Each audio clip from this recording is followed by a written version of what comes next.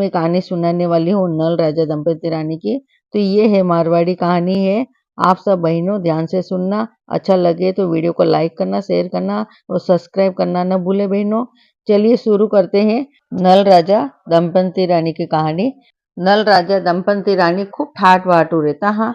वाकी दाशा दशा मातेरी वात होन व्रत करती ही वना ने देख न रानी वाने पूछे है था सब कई करो हो।